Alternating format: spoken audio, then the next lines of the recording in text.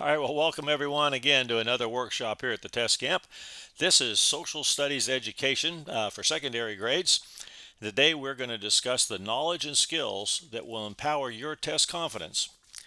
Those of you joining us live online, we wish you were here with us, but you're welcome to contribute your comments during the discussions. We'll get them posted up here. And if you join us on demand directly through the Test Camp YouTube channel, well, of course, you can pause and restart or replay that video anytime. This is the workshop for secondary social studies education tests like you see listed here. Now, workshops for elementary grade social studies, they're available over at the other training sites. And I've got a first question here. Go right ahead. Thank you. I'll repeat your questions for those who are listening to the recording. So your question's about covering the questions for all of these tests. Yes, as you'll see, we'll be covering questions constructed on the competencies which are on all of these tests. Good questions. And of course, there's hundreds of questions over in the training areas too. We'll cover a few of those today as examples. Good question. The motto here at the Test Camp is prepare, practice, perform. And you're beginning to prepare here today in this workshop. You practice the testing skills while learning the content over at the training sites, then expect to perform with test confidence. Let's get started. To prepare here is to gain knowledge about not only the test, but about yourself. It's the first step in becoming a skilled test taker. We start by learning the test blueprint, which provides all the information you need to fully understand a test. And assessing your knowledge of the blueprint is the first indicator of how well you'll perform on the test. You'll know the content and you'll know the rules. And this can be a good step also to what we call My Study Plan. That's just simply a schedule that helps you review and study the test content and get you through the test skills training. Identify the types of social studies questions you can expect to encounter on your test. That's going to be our goal today. This plan will guide you through, all the way through this workshop, to decide which are the competencies, the knowledge and skills represented in the test questions. Now, to get started today at this workshop, let's invest a few minutes right there at your tables to share your personal history with each other. And what I mean is a quick introduction around the table, and it's when it's your turn, here's what you can share. One of three things. Either one, a significant event that's happened in your life so far, or the most significant or important person, choose just one, or when it's your turn, you might instead choose to share something about an important group of people that have influenced your life, who you think have been important. So it's up to you. A significant event, a person, or a group. And we'll come back and talk about that as one large group here in just a few minutes. Okay, that's right. Before we start, yes, just one. All right. So, okay, let's get you started. Do we have a person who would like to start at each table? Can you let me just see a hand when your table's ready? You got somebody that's going to start for you? Okay, then what I'll do is I'll come around. I like to listen in on the discussions, and then we'll come back up here and everybody shared a significant part of their personal history. Let's get started. Hey, if you're joining us today online, share a piece of your personal history and we'll include it in the discussion. And if you're joining us on demand by the Test Camp YouTube channel, this might be a good time to pause the recording and consider an event, a person, or a group that have been significant in your personal history. We'll be here when you restart the recording.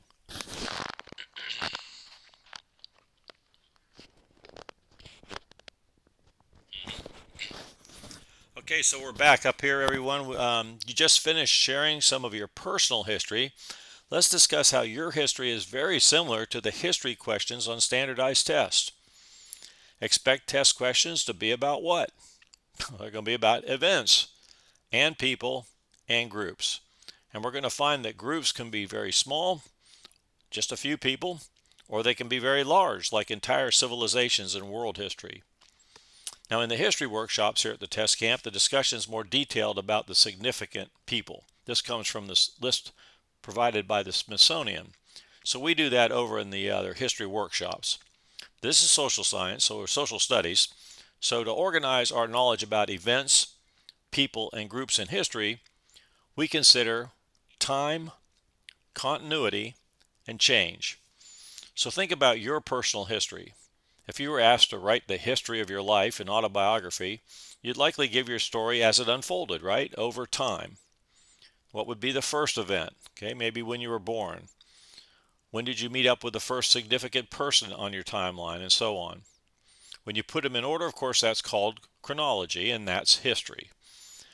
The next term used in the description of this competency is continuity. Right? You recognize this word, right? Continue.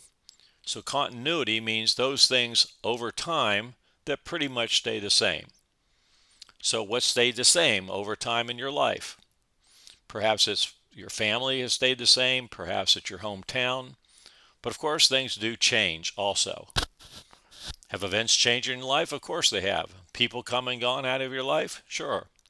And sometimes change isn't easy. So, what would you be asked on a history test, United States history or world history, that has to do with change? All right, we're going to look at some sample questions, not to find the answers, but to learn and practice the test skills. So if you would now, on your paper that we provided there for you, write the word history and then down 1, 2, and 3 right below it. All right, and you'll see why in just a minute. Okay, we're not looking for the correct answers here, but we are going to look at some sample questions. Everybody's ready over here? All right, here's the first sample question, and we know we start down here in the answer set if you've been in our other workshops. So, lack of representation, high prices on commodities, excessive taxation, and the treatment of tea makers. So now we go up to the STEM. Probably know what this is about. Yes, it is. It's about an event. Okay, happens to be the Boston Tea Party. But on your paper, you're going to write one of these 3 words. We're talking about your level of confidence for finding the correct answer. So yes, you're absolutely confident. You're 100% sure you know this is going to be the correct answer. Or maybe you're not sure, but maybe you think your answer is probably going to be correct. Or no, you know what, you're just not familiar with this event, and likely you're just going to guess. So yes, maybe, or no. All right, got that for number 1? Here's the next question. Again, start down here in the answer set. Then you look up there for keywords in the STEM. All right, and so this is a history question about famous, not events, but what? That's right, people. So on your paper, number 2, write one of these words. What is your level of confidence for finding the correct answer? All right, here's sample question number 3. Starting at the bottom, then up at the STEM. And this question is about a large group of people in history, so civilizations. And what was your level of confidence?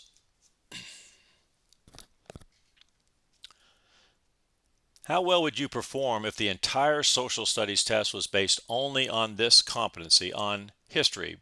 Real quick, by a show of hands, how many wrote down yes all 3 times? Nobody did. That is excellent. Thank you. That's being honest about your knowledge, and that's key to passing tests. Very good. That way you know where you might need to go and review and study. And of course, you don't have to be perfect on these tests. This is not an A-B situation. This is a standardized test as pass-fail. We'll talk about that more in just a little bit. Let's move on to the next competency. Here's a description. So what is this competency? Anybody? Geography, yes, of course. It's the study of places and the relationship between people and their environments. So questions were constructed to test your knowledge about these main concepts. Okay, everybody here, have you heard about the 6 elements of geography? Are you familiar with this? Just a few of us. Okay, well, we're going to learn about it right now. I had to learn about it also. We're going to learn about all 6 elements, what test writers use as their guide when they're writing geography questions. Okay, one of the 6 is maps. So your knowledge about maps and maybe your ability to use and locate maps might be on the test. The next element is places and regions. So you can imagine places are landmarks, cities. Regions are, what would you think, territories? All right, countries, right, maybe even continents. Next is physical systems. Okay, this is issues related to weather like hurricanes, glaciers, climate change. And although it might sound like science, how plants and animals depend on each other, the physical systems. So, kind of a circle of life sort of thing. All right, so the fourth element is human systems. Now, remember, we're talking about geography here still, how humans get around the physical structure of the planet. So geography affects how humans get around, bodies of water, flat terrains, mountainous ranges, and that sort of thing. Number 5 out of 6 is environment and society, the effects of how humans have on environment and the effect that the environments have on humans, both good and bad.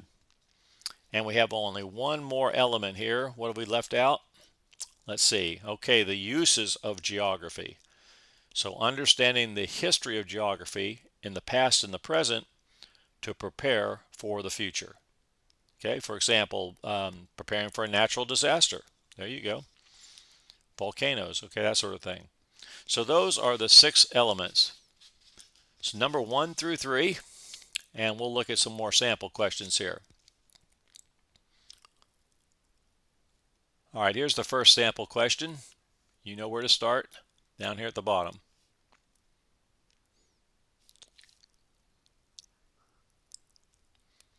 Would you absolutely get this correct? Maybe, or probably no. All right, moving on to question number 2.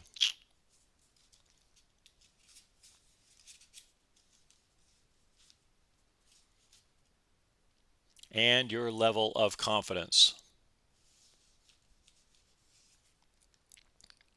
Geography question number 3. Starting with the answer set down here.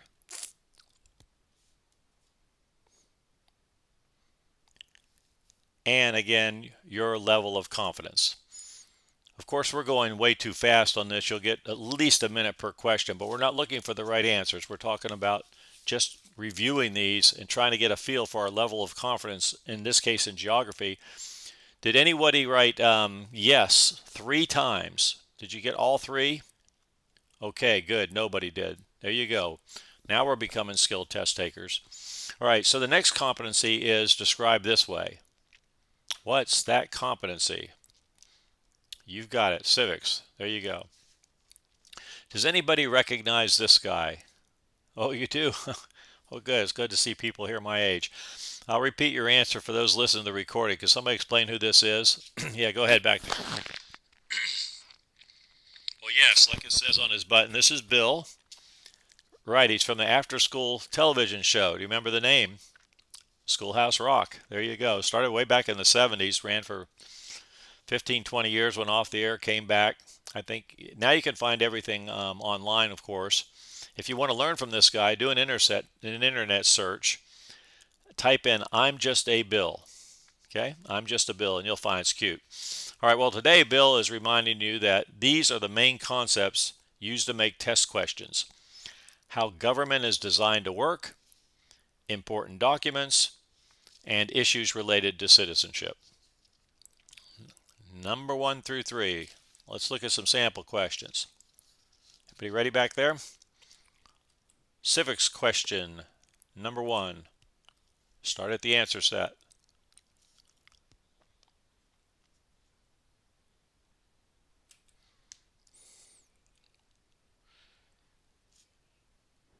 Civics question number 2.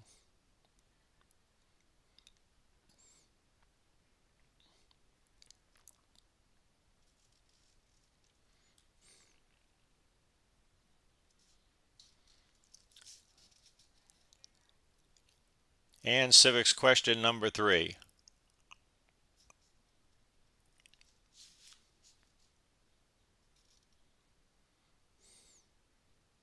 And your level of confidence. Of course, we're going again way too quickly here, but again, it's just to get an idea, just an overview. How did you fare with the civics questions? Yeah, not too well, huh? Okay. Well, that might be an area to study. That was a small sample there, but there will be dozens of questions over there in the training center for you. All right, the final competency then is described this way. What's this competency? Here you got it, economics. And the main concepts are right there to see in the description: production, distribution, and consumption. So when you're ready, kind of let me know here and we'll look through some sample questions. Let's take a step back and go back there and see that again. So production, distribution, and consumption of goods and services. Okay. All right, so everybody's ready. Let's go try sample question number 1. Starting down there at the bottom.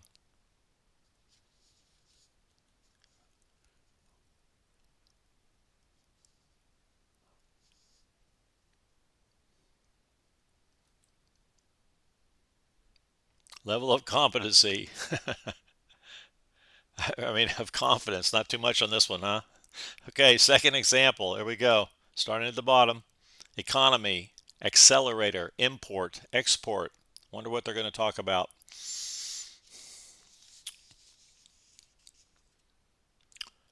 Level of confidence.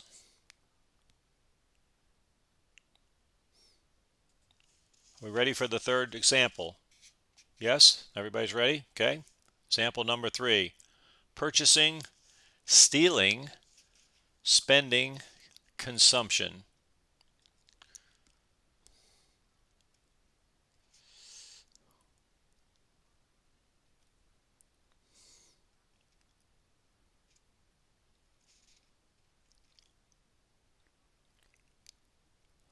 When it comes to economics, what's your level of confidence? Did anybody get at least 1 yes out of 3 there? Okay, a few of us got at least 1 yes. How about 2? Did twice? Were you able to mark 3 twice?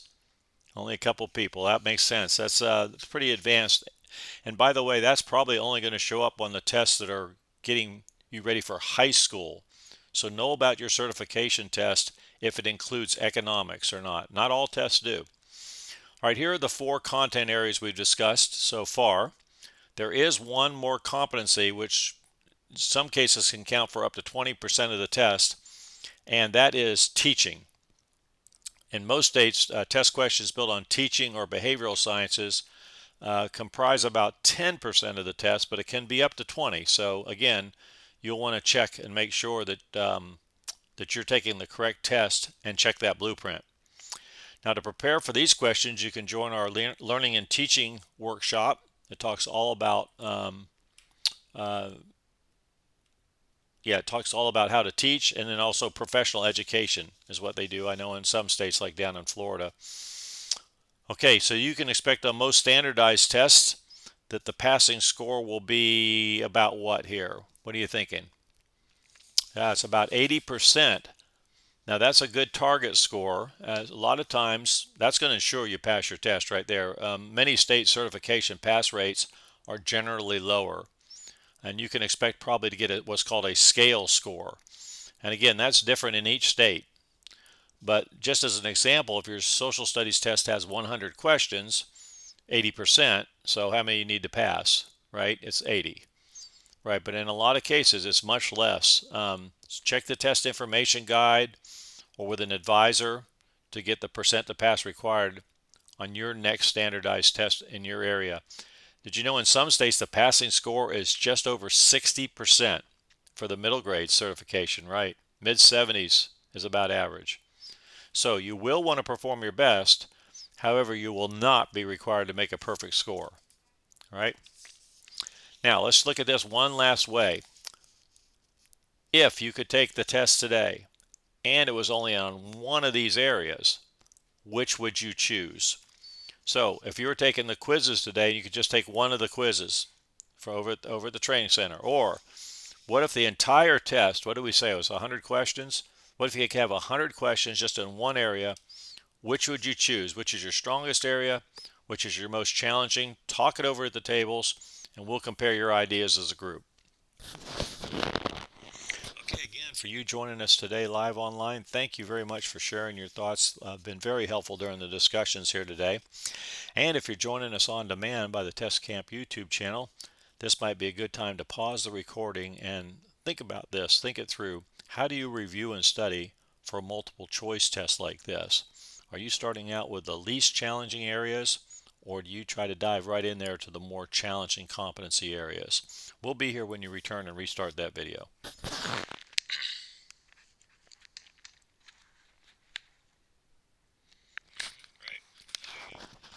Okay, we are back up here. We had some interesting discussions about the strategies to review and study for a standardized test.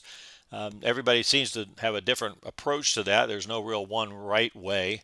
However, everyone agrees that they do need to make sure they understand that blueprint before they dive into their test, and probably do some review or study for every test. And we're going to help you with that right now too, because to prepare for this test, you've joined this workshop, so that was a good first step. You've gained knowledge about what to expect on the test. Is that right? That helped you out? Thank you. Good. And how about also you've learned a little about yourself too? So another way to prepare is to select the resources or the tools that you might need. The best and most reliable resources for guaranteeing your pass on this test. So expect to see this sign along the pathways during your test skills training. What these signs are, this is encouraging messages that are posted by those who have gone before you. And in this case, their message is loud and clear. It's avoid spending your time and your money on expensive resources that you just don't need. Commercial webinars are a good example. They say avoiding pay a fee when the test information is free. All right, you don't need to pay for strategies that you can get from places like this. It's free. It's all out there and it's free. So that's commercial webinars. They also warn against expensive tutors and tutoring companies, which might be an option for more challenging tests. I don't know, chemistry or physics or something, but certainly not for this. Overpriced study guides are also sold for profit, and they trap people. They spend a bunch of money on overpriced study guides. Have you seen the study guides out there? Who's seen these? Oh, quite a few of you. So how much are these things? How expensive? $40 more? 50 over in the bookstores? Well, many study guides available are either free or inexpensive. I'll show you in just a moment. And the more effective and inexpensive resource is textbooks. Now, once you know the competencies being tested, you can review and study in these textbooks, right? If you need to know the test content. Now, over at the Training Center in the My Resources area, look at this. You can expect to find the most popular and up-to-date tools right there. And look at that study guide there. You know, just a little over $5. Last time we looked, is around $5. So the idea that they're telling you is they're recommending that you don't invest time and money on resources. Invest time in yourself. Practice your test skills. You can expect to gain confidence. You can expect to gain personal independence. Yeah, your pass provides admission to all these training areas. Up there at the top is My Test. Now that's the activity where you can check your understanding of that test blueprint, everything we've talked about here today. You can also take a pre-test in the My Test area also. So this is the Test Camp problem solving system. The first step, defining the correct answer, up there at the top. Identify the type of question by the competency. Sound familiar? We've been doing that today, but you can practice that way more over in the Training Center. Quizzes and tests. They provide an opportunity to practice your test skills while assessing your test content knowledge. Yes, yeah, right over here. You got a question. No problem. I'll repeat it for the people listening. So do you get quizzes and tests based on each one of the, well, here, let me show you. Just going to show you that. There you are. Yep. Quizzes are based on the competencies. And the questions and answers change randomly on each attempt. But on your tests, these are all combined together. So that's why we have a test area with practice tests and a post-test. And the tests are constructed with features like those you can expect to find on test day. As you complete the training activities, you can earn points towards a professional test certificate, and that guarantees your success. All right, then expect to perform with the confidence that comes from the knowledge and skills earned during the training. Ready to get started? There's no better time than now to empower your test confidence.